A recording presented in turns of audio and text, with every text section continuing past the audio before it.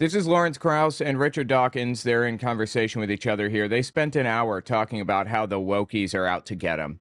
I just want to listen to this ridiculous, absurd persecution complex stream that they did together. Check this out.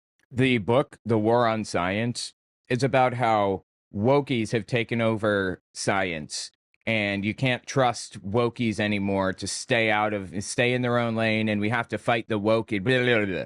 It's so stupid. Oh my God. And you know what? This whole podcast that he does is completely bullshit. He straight up lies about stuff. He makes things up. And you know, in Lawrence Krauss's case, I think I'm leaning toward maybe he's not lying, maybe he's just a fool. So, you know, maybe I'll give him that grace.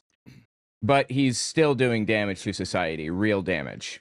Well, Richard Dawkins, it's always great to see you. It's always great to be with you. Thanks for being here. Thank you. You look very divine, and you're up there in the sky, and which is appropriate. And I just discovered this stupid background. I can't switch it off now. Oh no, it's great. I love it. It really it's appropriate in my opinion. And he can't switch it off now. I'm so happy not only that you're here to discuss your chapter in your book, but that you wrote the chapter in the book. It's the first chapter in the book, and it captures so much of what the book is about, and it's as I would have expected, and is the case. It's beautifully written, lyrical, and I want to go through it with you. And the title also, I think, is incredibly important. The title of the piece is "Scientific Truths Stand Above Human Feelings and Politics," which I think is the key point. And it sets the tone of really the book is about the incursion of ideology into science and academia. This is nonsense. This idea that it's ideology is being injected into academia is nonsense. It's not true. These people, this weird little subset of the population, are the only scientists that seem to think that there's political incursion into it or whatever. By the way, guys, check out my new shop, owenmorgan.com/shop. I have a bunch of really cool designs on there. Society more generally, but particular science. And it talks about, in this case, two specific examples of ideology impacting on science, one historical and one more modern. But you started out, before we get there, talking about in the nature of science, and again, in a lovely lyrical way. You point out that science isn't just we say science is universal, but we often, when we think of that, we mean it doesn't depend upon where you are or who you are. But as you point out, it doesn't even matter what planet you live on. Yes. And it's universal in a true sense, not a yeah, of course, terrestrial sense. And you say, your first sentence is, if intelligent extraterrestrial beings ever visit us, what common ground shall we find for conversation? And of course, you say science. And I think that is particularly important, as opposed to the more ideological idea. I can tell what they're going to do here. I'll tell you how this is going to play out. They're going to claim that social things are slipping into scientific discovery or progress or whatever, social issues.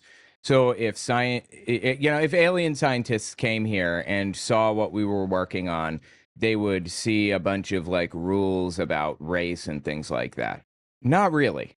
But to the degree that there are rules about race, like how many, or which participants we pick in studies and things like that, the reason is because we want to make sure that race is not affecting our results.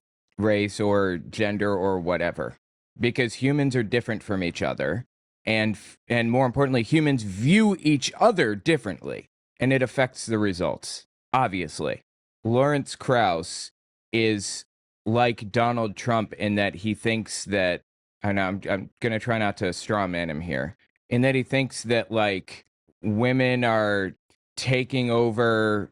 Men are taking over women's bathrooms and sports and all this other shit.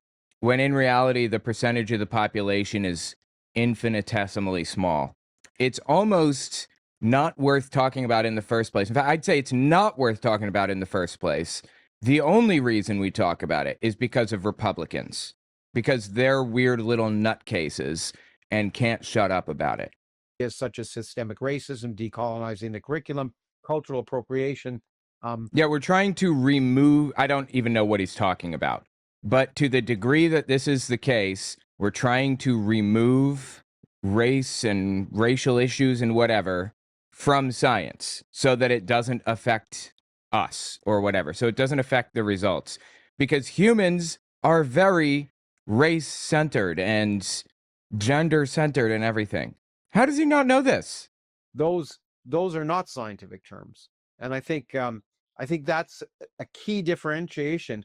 And when you talk about science, of course, one can extol the scientific method, but and you do, but you give a great example of the scientific method that really takes it away from sort of human biases and in an important way, and that's the double-blind control trial. So why don't you talk about that a little bit? Okay. The double-blind control trial is big in medicine. I'm not sure who invented it. It's pretty obvious, really. You have to try to get rid of your own biases. Any scientist with the best will in the world will want a certain result to come out of the experiment, perhaps. And in a medical experiment where you're testing, say, a new drug against a control, the placebo effect is so important that if the patient or the doctor or the nurse or anyone has the slightest inkling as to which pill is the experimental and which is the control, it can bias the results. And even Yeah, like subtly, unintentionally, unconsciously. They don't even mean to. Of course. if it doesn't, when you publish the results, the readers can only know for sure that they can trust it if it's been double-blinded. It's not always possible. I mean, in the case of surgical procedures, nobody's going to volunteer on the off chance of being the control in a surgical procedure. So you can't always do it. But No, but you can pick the candidates for surgery, of course. So, in the cases where you can do it, it is the gold standard for objective scientific truth, which is guaranteed to be not biased by subjective feelings.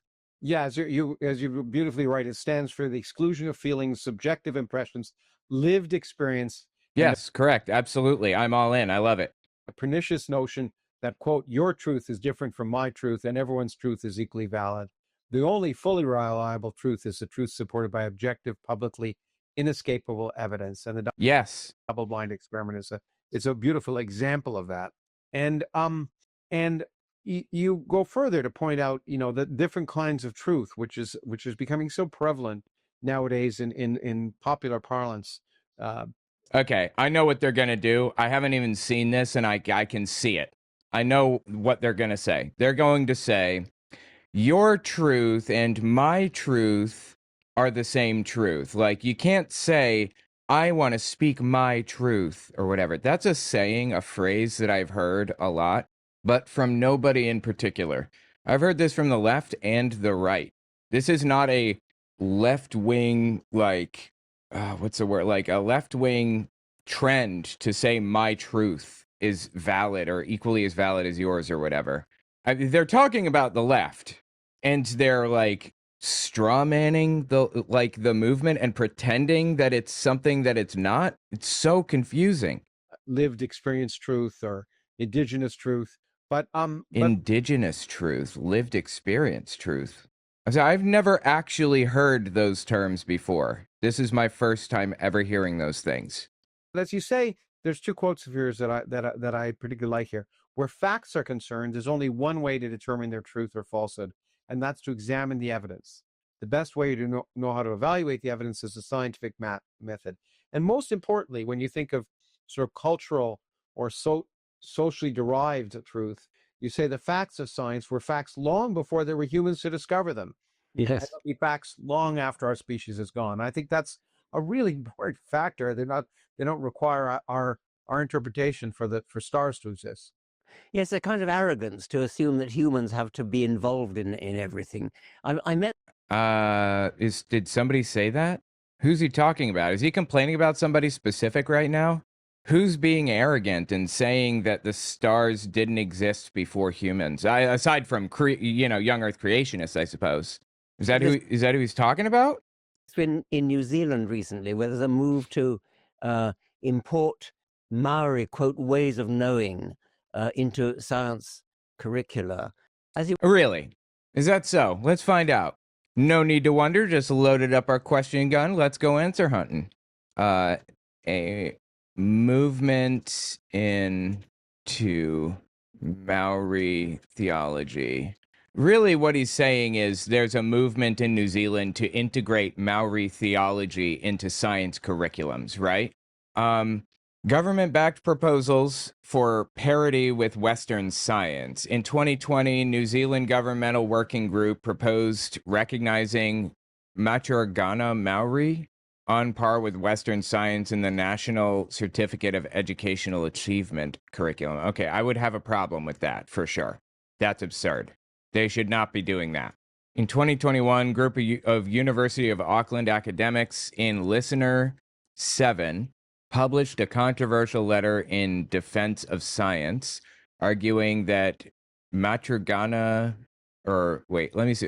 Maturanga Maori, while culturally important, falls far short of what can be defined as science and should not be treated as an epistemological equal.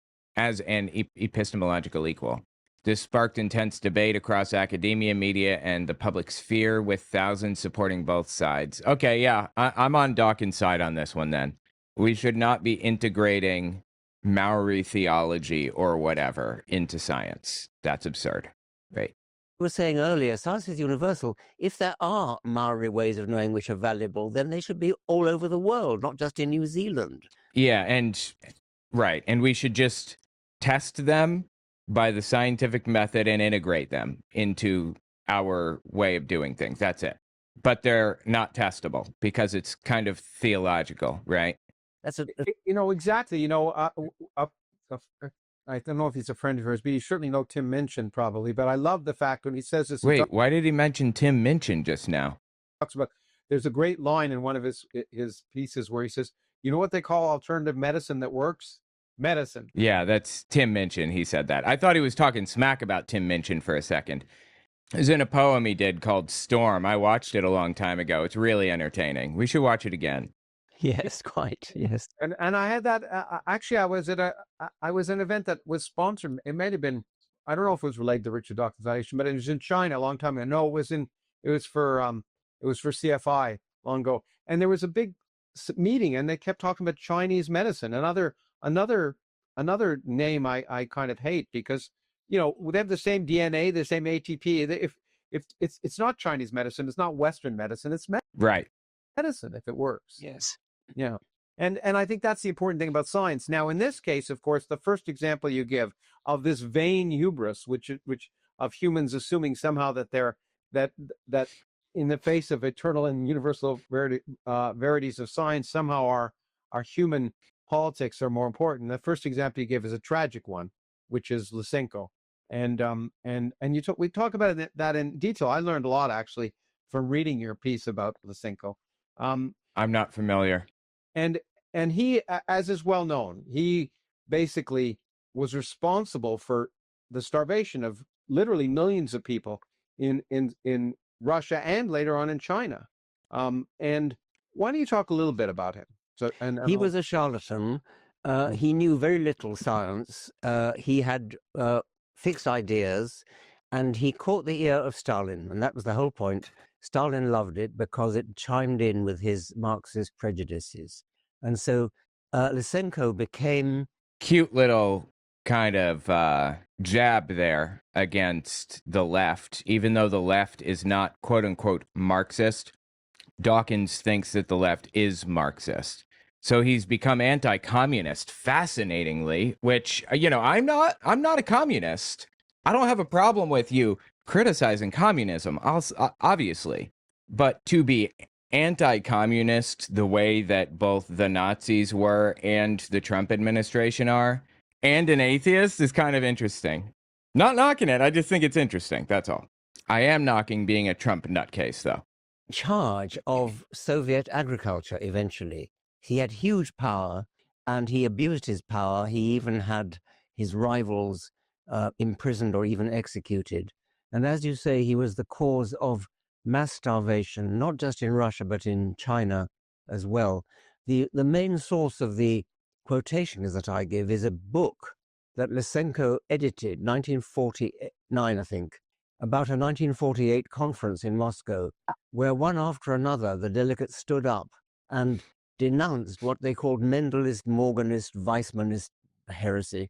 It's just like a religious meeting, and all the speeches ended with rousing cheers for Comrade Stalin.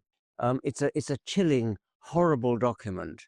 It's got a very innocuous title, "The Situation in Biological Science." But Exactly. it's a really sinister document. Yeah. Interesting. Okay, I've never heard of this before, but it sounds like an interesting read.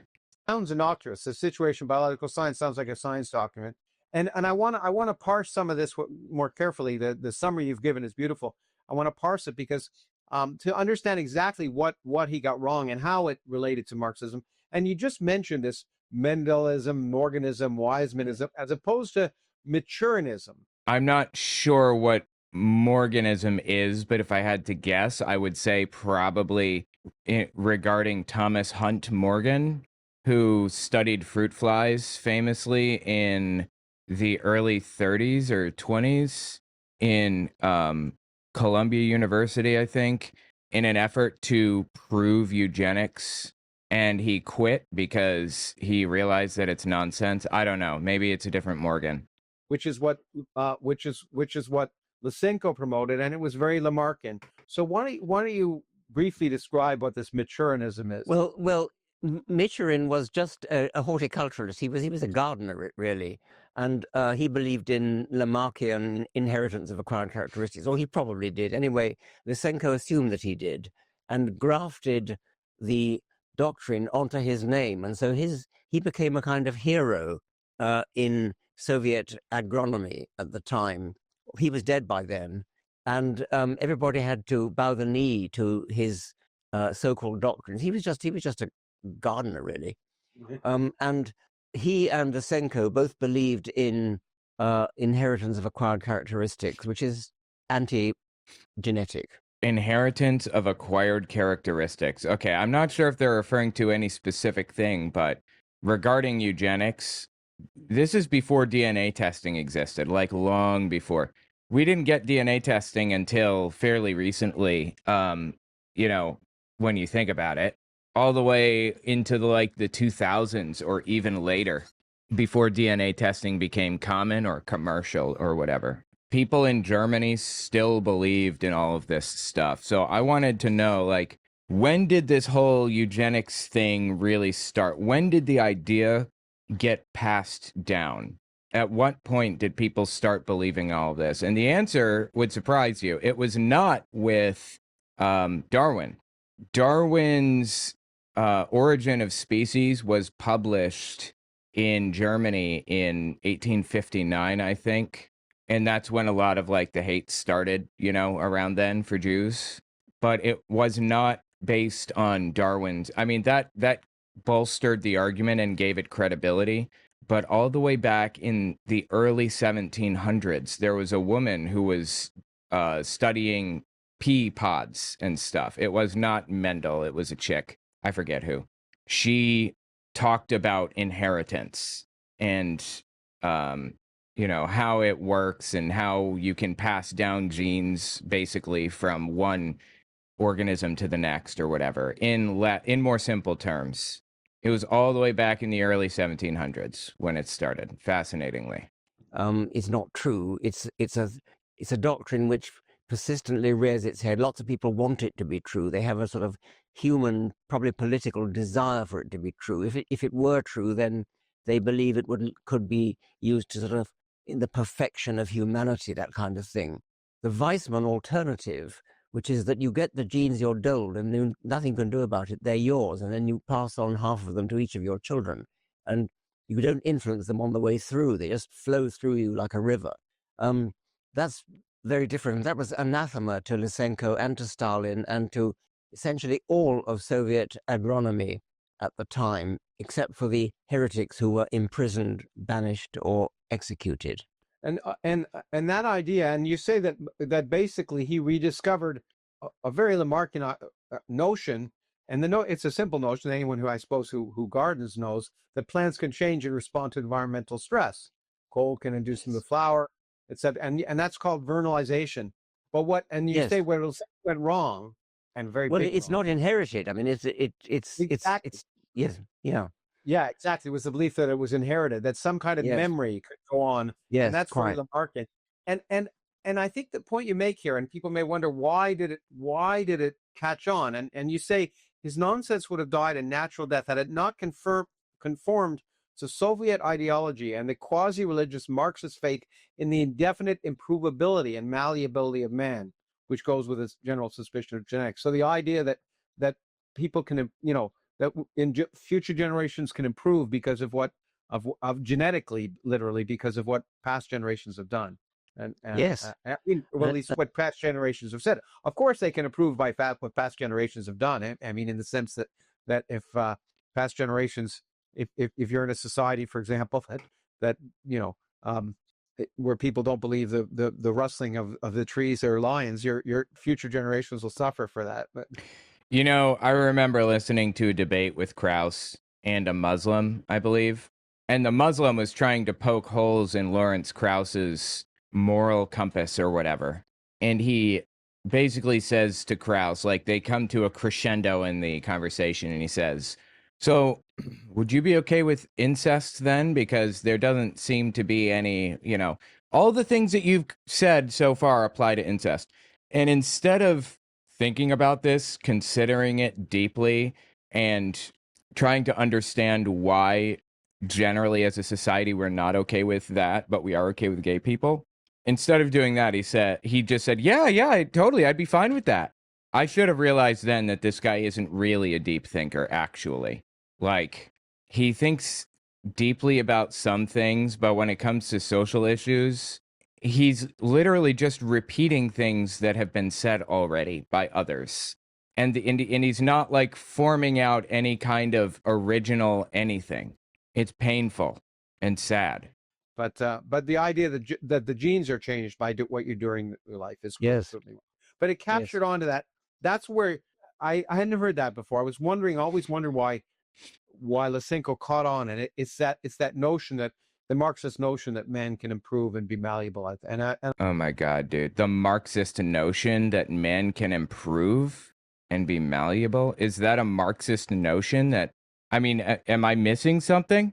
I think I that's a think really so. Yes, and there were Western scientists like Bernal, and even J.B.S. Haldane, who were, because of their Marxist belief, they briefly, in Haldane's case, not so briefly in Bernal's case, latched onto it and championed him, and in some cases tried to do experiments to verify what he said was true. And it's funny because Haldane you think of as a great biologist, but they eventually let go of that, or no? Well, I think he was a Marxist to the end, but he Again, these two people specifically, have this bizarre, irrational hatred for Marxism. I'm not a Marxist. I couldn't possibly care less. But this weird hatred, man, you got to move past it for real. It's clouding literally everything that you do. would have given up on Lysenko, certainly, yes. And then you do point out that I hadn't realized. I knew that it caused great starvation in Russia, but actually later on, between 1959 and 61, you say as many as 45 million Chinese people died as a result of starvation, because that Lysenko's crackpot ideas had caught on with Mao's Great Leap Forward. Yeah, I didn't know that. for the same ideological reason. Oh my God, dude. They're attacking communism right now.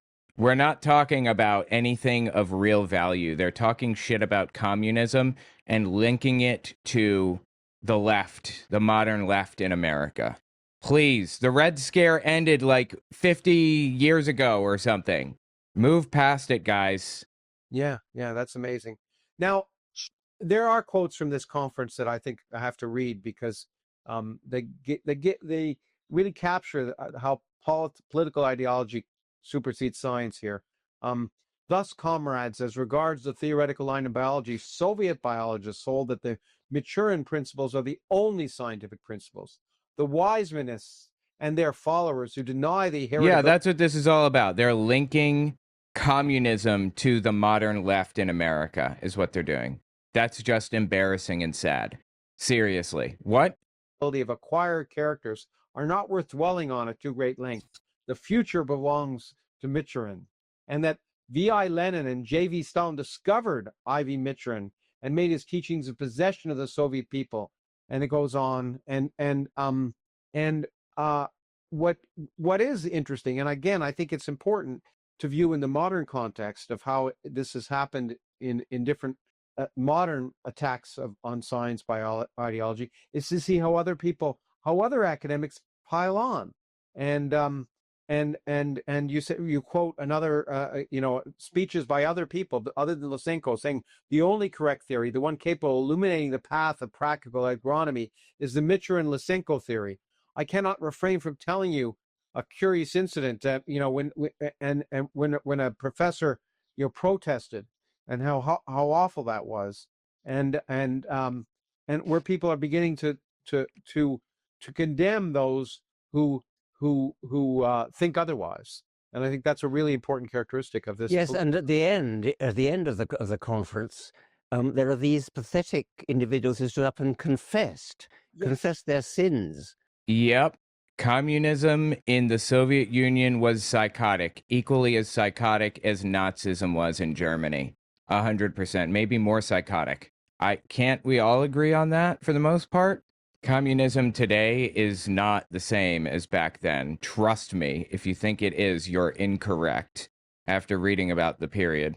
They were violent. They were like the Nazis in how vicious and violent they were back then. We don't have anybody on the left like that in America today. Not even close. Anyway, yeah, communism bad, okay? Certainly Stalinism. We'll call it Stalinism. Stalinism bad. Absolutely. He's not just saying that, though. He's tying it to the left in America. It is absurd. It's an embarrassment. And I don't honestly know how I can trust a fucking word out of this guy's mouth ever again after such a ridiculous, absurd, embarrassing misstep as to say such a thing. That's well worth having a look at. Yeah, no, exactly. I mean, that is, and again, you see that kind of. I tend to think of Maoist confession, but but before we get there, but there was the attack on Vavilov on the grounds that it centers on the origins of plants and Drosophila and things like that. Was Vavilov the person who Lysenko had eventually punished? Is he the person? Yes. Yeah. Vavilov was a genuinely distinguished plant geneticist. He was hugely distinguished. He made enormous collections of plant seeds, and he was a very distinguished scientist. He was eventually arrested on trumped-up charges of espionage, and he died in prison under horrible circumstances. He's been rehabilitated in Russia since that time. Okay, is he still alive? I don't know. I thought you were going to add more to that. More is a slight stretch, but yes, USSR is an authoritarian regime for sure. When I say that, I'm trying to drive home the point that the communist ideology from that era specifically was like the Nazi ideology in how extreme they were and how far down a path they were willing to go to accomplish their goals. Stalin had lots of people killed, like maybe as many as the Nazis, more. I'm not actually sure. There's an objective answer to this, but it was a lot. Horrifying, absolutely horrifying. Stalin was evil. Communism as an ideology or as an idea can be discussed without tying it to communism, the ideology from the 40s or the 20s to the 50s or 60s, 70s, I guess. It can be discussed, and I'm totally 100% fine with that, because as an idea, it does not necessarily include murdering massive numbers of people. But, I don't want anybody to go away thinking that, like, communism was anything like what it is today, or that it was calm and rational as an ideology back then. Well, that's good to know, of course. But But now let's get to these retractions, which are interesting because I see so similarities between what I see here and what's happening now in a variety of scientists. You know, one person wrote, "When I leave this session, the first thing I must do is to review not only my own attitude towards the new Maturian science, but my..." And this is from the 1950s? Is that what they're saying? I'm not sure when this was supposed to have taken place. I mean, there was, I believe in 1917, there was the October Revolution. Is that when it was? In communist Russia? It wasn't communist yet. The October Revolution, where Lenin, the head of the Workers' Party, took over and did this like literal violent insurrection and named it like the Soviet states and everything else. And then he died within just a few years, and Stalin took over in his place. To be perfectly frank, though, both Stalin and Lenin were nutcases, evil nutcases. And I think that Lenin died under suspicious circumstances, too, to be honest. I don't know. Anyway, from 1917 onward, 1920 something, 22 maybe, is when Stalin took over and controlled it until the 50s, I believe. And that entire time, Russia was not a fun place to be. My entire early activity. And then let the past, which divided me from T.D. Lysenko, although not always, it's true, be forgotten. Believe me that I take this step today as a party member and as a sincere member of our party. That is honestly. And that kind of retraction is interesting to see, because there are many papers now in a variety of areas, not just gender, which we'll talk about, where people retract their papers after the fact from journals. Okay, yeah, people do that all the time. Obviously, that's part of the scientific method. Retraction, peer review, so on and so forth. What are you trying to tell me? You think that people are retracting them because they're not because they're incorrect, but because they're like an offense to the party line or something? What do you think is happening? Because they might cause offense, for example. Which papers? How many? Give me a percentage. What percentage of papers are retracted because they think they might cause offense? Give me the names of the scientists that are doing this. Is this a widespread issue? Does it exist at all? I'm having a hard time believing literally any of this. And or people to take a biological example, and someone you and I both know, Francis Collins, head of the Genome Project, famously a Christian, believes in God, but still not really a complete nutcase, not out of his head fully. Thinks that you can have faith and also be a scientist simultaneously, I believe. Who was head of the National Institutes of Health after the George Floyd incident, when it became de rigueur to say that science was systemically racist. I don't actually remember anybody saying that science is systemically racist. Is this just a gap in my knowledge? Did somebody actually say this?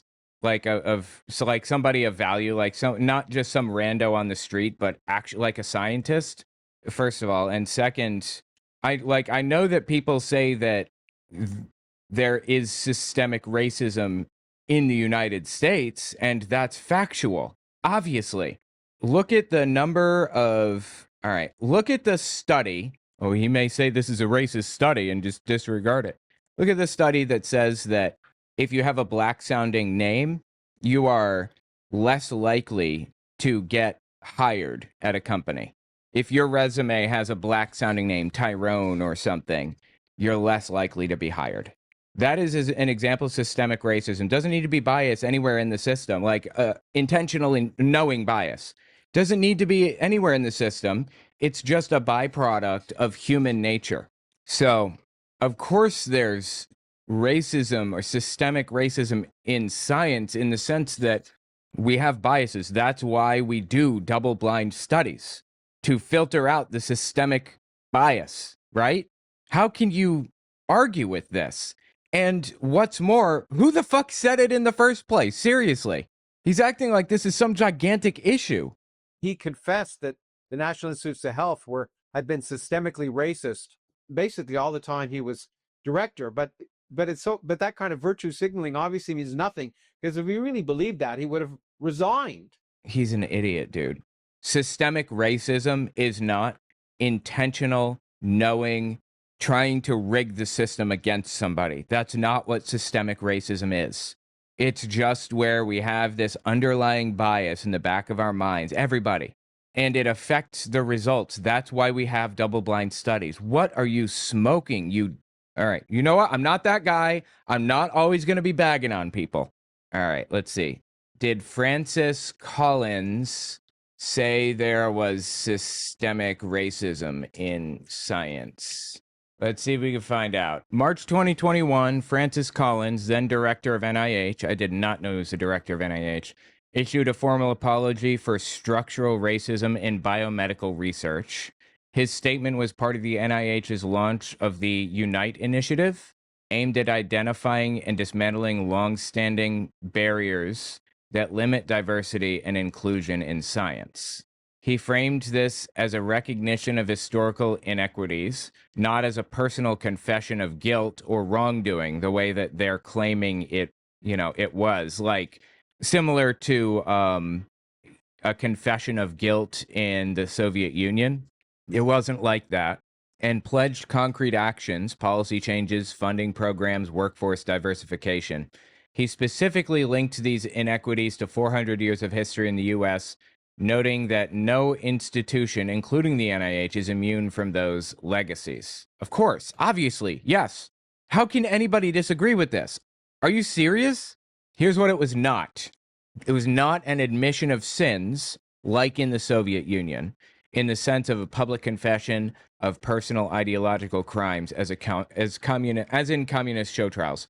It was not virtue signaling without substance. He backed it with a multi-year policy program, new funding opportunities, and measurable diversity goals. It was not an isolated PR gesture. Collins had been speaking on workforce diversity for years, and this was part of a broader institutional shift. Why the woke culture analogy is flawed. Equating acknowledgement of systemic problems with ideological guilt rituals. Collins wasn't admitting personal criminal or ideological failings. He was addressing structural patterns in science that data show exist. Long documented racial disparities in NIH grant funding, for example. Dismissing evidence-based policy as virtue signaling. Multiple peer-reviewed studies confirm persistent racial disparities in funding and representation in U.S. science. His apology was linked to initiatives designed to address these documented issues. Implying coercion or fear of reprisal, communist confessions were extracted under duress to enforce political control. Collins' statement was voluntary, strategic, and tied to an internal reform agenda. So the bottom line here is that Lawrence Krauss is completely full of shit and lives in another universe, and this is just sad. You know what these little reforms that did take place were meant to accomplish? There is a disparity. There just is. You can claim there isn't all you want, but you're full of shit. There's a disparity, obviously. These reforms were supposed to make things more equal. Right now, white people have an advantage in the scientific field or in every field, especially now because of Donald Trump and everything else. These reforms were supposed to make things more fair. They're supposed to remove those barriers that are impossible to break through. So it's making it so that other people can get into this field without having those barriers in place. It's making it so that people who couldn't get in previously can now get in. It's not disproportionately disenfranchising white people. It's giving the Black community and others more opportunities to be more fair, more equal to white people. But when all you know is privilege, equality feels like oppression, of course. And then you turn to a more modern example and a very current example of ideology intruding on science, which is here we go. Is in your section is sex a social construct. And there's a kind of interest. Nobody says sex is a social construct. I don't know a single human being on planet Earth that actually says sex is a social construct. People say that gender is a social construct, and I don't think that's the case. Gender and sex are connected to each other. But gender roles are a social construct. I don't know the degree to which gender identity is a social construct, but it's certainly not entirely a social construct. Interesting things here that as always, I learned from reading you. You quote Alan Sokal, who has a piece in the book. For this is based on this postmodernist attitude to science, and he defines it as so-called scientific knowledge does not, in fact, constitute objective knowledge of a reality external to ourselves, but is a mere social construction on par with myths and religions, which Who is this guy that said this? Social construction on par with myths and religions, which therefore have an equal claim to validity. Look, here's why I say that gender is not a social construct entirely. There are trans people who would do literally anything to be who they are. I am perfectly fine the way that I am, the way that I present to society and everything else as a man. I don't have that. There is absolutely something different happening in the brain of somebody who is trans than is happening in my brain. That is not a social construct. That is real. That is a real factual reality that these people are experiencing. So a lot of our understanding and interpretation of gender is probably social construct. I don't know. I would have to research it. But there is reality to it as well.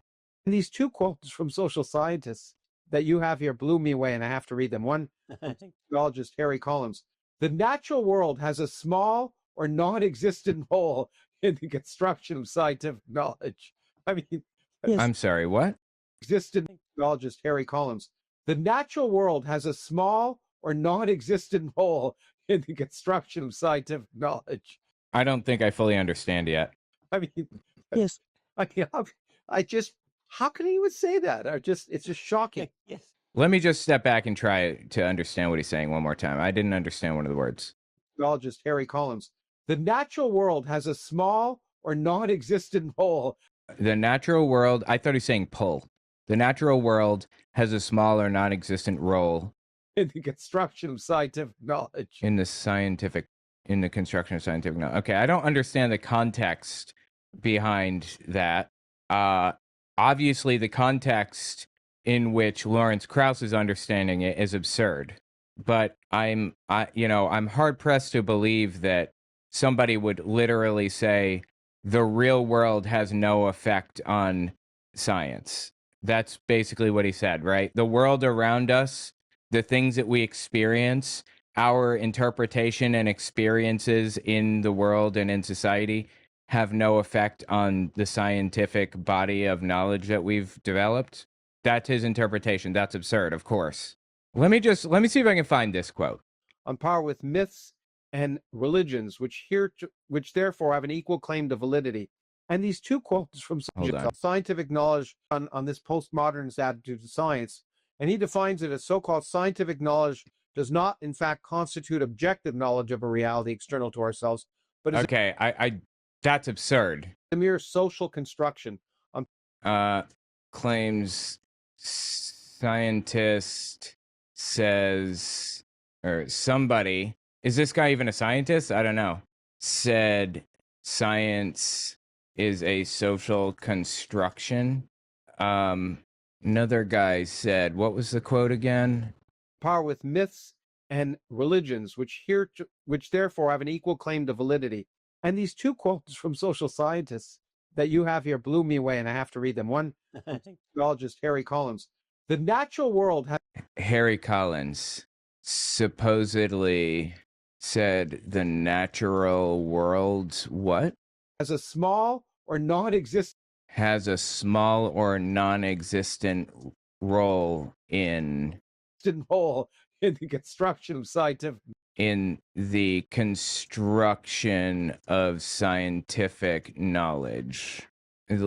Let's see if I can get some info on this. Hold on. Harry Collins quote is real. He's a prominent British sociologist of science and a key figure in the strong program in the sociology of scientific knowledge, known for arguing that social factors play a much larger role in determining scientific facts than most people realize. Okay. I mean, I'd be willing to kind of jump on board with that to a point. Collins has indeed argued the natural world undermines scientific knowledge, meaning that the physical evidence doesn't uniquely determine what conclusions scientists reach. Okay, I can agree with that. He's suggested that social negotiations, cultural factors, and group dynamics among scientists play crucial roles in deciding what counts as valid knowledge. I suppose you could take me that far. However, Collins' position is more nuanced than that stark quote suggests.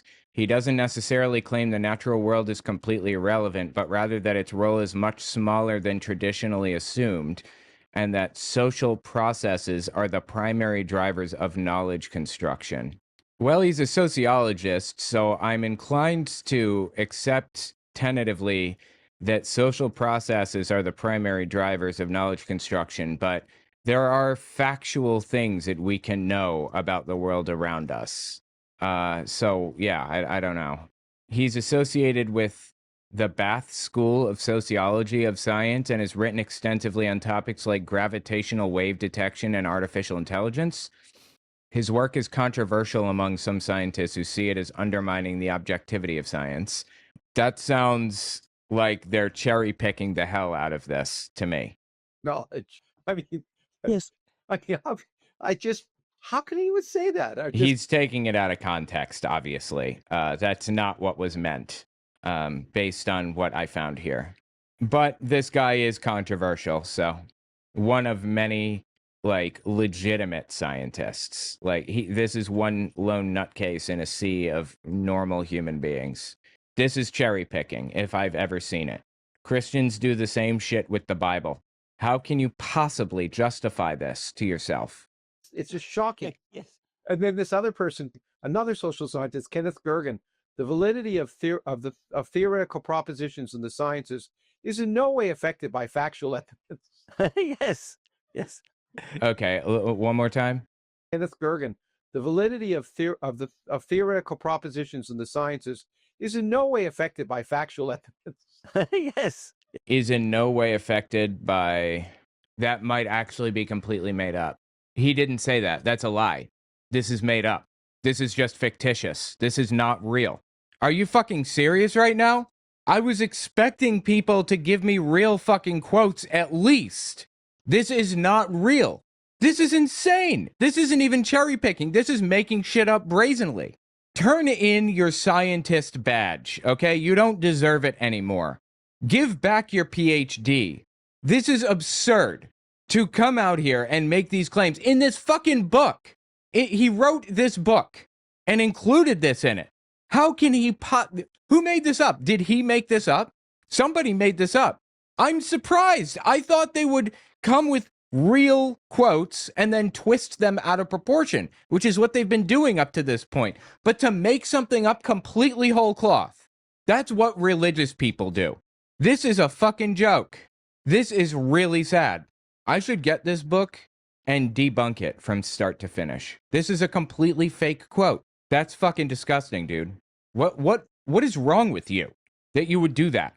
But is a mere social construction on par with myths and religions, which therefore have an equal claim to validity. So I have established the fact that these two people on screen, are at absolute best misinterpreting and taking things out of context, and at worst, wholly making things up right out of the ether, just fabricating this information. That shit is wild. And these two quotes from social scientists that you have here blew me away, and I have to read them. One, sociologist Harry Collins: the natural world has a small or non-existent role in the construction of scientific knowledge. Taken out of context. That's not what he meant. I mean, Yes. How can he even say that? It's just shocking. Yes. And then this other person, another social scientist, Kenneth Gergen, the validity of theoretical propositions in the sciences is in no way affected by factual evidence. Completely made up. Just completely fabricated out of nothing. Yes. No. I mean, people could make this up, but you God, did he know? Did he know this was fake? He literally said people couldn't make this up. Well, good sir, I have bad news for you. They did. point out what a social construct is. Two examples that I think are great. One is money, and one is the calendar. Why don't you just elaborate on that? Yeah, well, money has no intrinsic value. It only has value because other people value it. And so that is a social construct. And as I point out, a bit of green paper with $1 written on it and a bit of green paper with $100 on it. The second one is 100 times more value than the first, but they're just bits of green paper. It is a social construct that makes the difference. The calendar, well, the length of a year in terms of days is an objective fact that's governed by the rotation of the Earth and the orbit of the Earth around the Sun. But the calendar, the division into 12 months, the division into weeks of 7 days, that's a social construct. That's a really good example. Maybe that's a perfect analogy to gender. Gender is a social construct in the sense that the calendar is a social construct. There are underlying facts that kind of determine how it'll be constructed and how we view it, but the overall concept, or not, I'm sorry, but the thing, the calendar, not the overarching concept, is a social construct. Interesting. I don't think that's a point that he wanted me to make with his little bit there, but.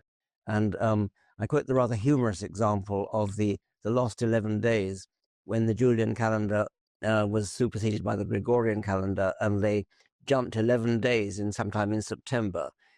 And people... Yeah, there are a lot more jumps than just that, too, than 11 days.